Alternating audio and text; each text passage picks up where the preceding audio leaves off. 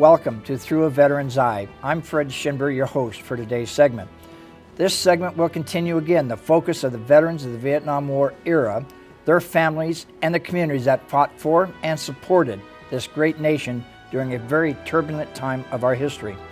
I want to remind you of the telephone number of Maryland's Commitment to Veterans Behavioral Health Services, which is a hotline for veterans and their families needing help with behavioral health issues and any other issues that a veteran may have. That number is 1-877-770-4801. Welcome home. Today, we welcome back Major General James T. Jackson, United States Army retired. General Jackson is a senior advisor to the United States of America Vietnam War commemoration. He served for over 32 years in the U.S. Army with many notable assignments, and especially notable as commander of one of the U.S. Army's premier organizations, the Military District of Washington. Welcome back, General Jackson. Thanks, Fred.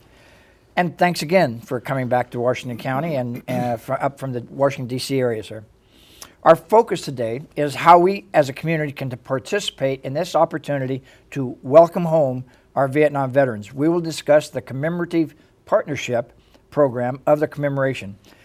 Why did DoD decide to implement or use a commemorative partnership program? It's a way for us to reach across the country and do two things. One, to touch as many veterans and families as possible, but also to afford as many American citizens the opportunity to touch those veterans and say thanks. And it appears that this is the time in our history that is probably likely to get out to most of the citizens and the veterans because of what has happened. Vietnam, the ugliness of Vietnam has kind of disappeared somewhat, at least in their minds, and so this is probably a very good time. Well, how does the partnership program work? Well, it's a fairly simple process. Once an organization decides to become a partner, all they do is apply to us, and there's multiple ways to do that. And once we vet the organization to confirm they are who they say they are, we afford them partnership status, and we send them a notice that says so. And then we'll present them with a commemoration flag, which they can fly at their desires, and a certificate signed by the Secretary of Defense and the chairman of the Joint Staff. At times we can travel out to do that, but with the number of people or organizations we have, we're getting a little bit stretched. I certainly understand that.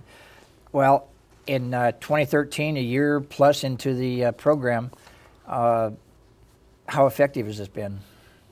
Well, we're somewhat ahead of schedule. We have an ultimate goal of being somewhere north of 15,000 commemorative partners, and right now we're just shy of 5,000 and still moving. So the support we received from across the country so far has been inspiring. It's been nice.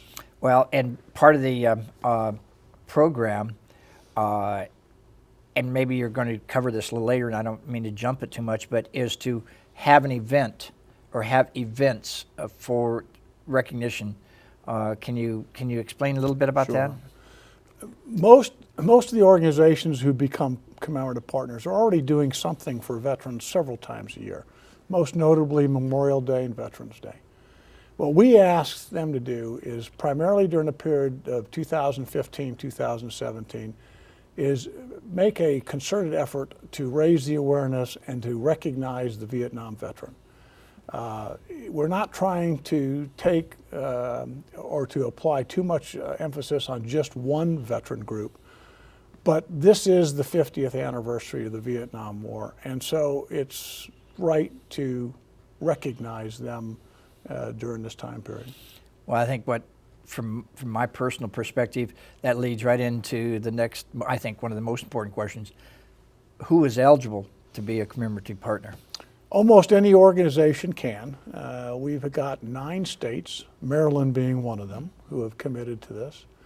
We have towns, places like Chicago, New York City, and then we got smaller towns out in the middle part of the country that people probably wouldn't recognize. We have universities, we have ROTC detachments, we got veteran service organizations, we got private companies that have signed up. And so as long as it's a bona fide organization and they wish to do this, they can join.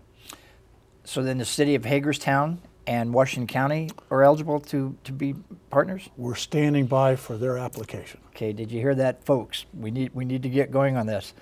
Well, once they become a partner, you touched on it a minute ago, that how can the flag and the seal be utilized?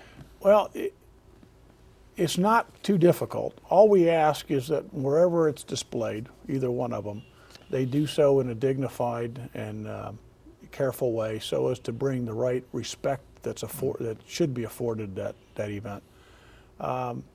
It's pretty much up to the commemorative partner and how they do that, as long as they have the right message to the veteran. All right. Since we have identified who is eligible, how can they become a commemorative partner? Well, there's several ways, but the easiest way would be just go to our website, which is www.vietnamwar50th.com. You can download and actually fill in the forms online, send them to us. If that doesn't suit you, you can print them out, mail them to us, or they can be faxed. Okay. Fairly simple process. If you're confused, there's a phone number there, call someone, and we'll be happy to talk you through it. And we'll put the web page on the screen as run it across the bottom of the screen as we do this.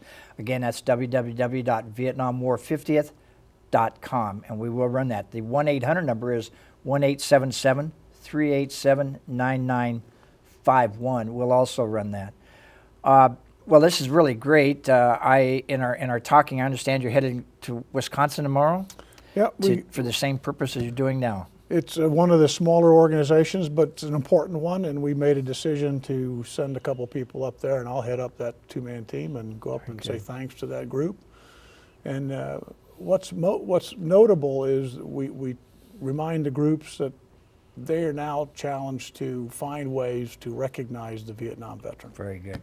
Well, sir, thank you very much again for appearing today on Through a Veteran's Eye. Thank you for your years of dedication and your service to our country. This is Through a Veteran's Eye. I'm Fred Schinber. Thank you for watching.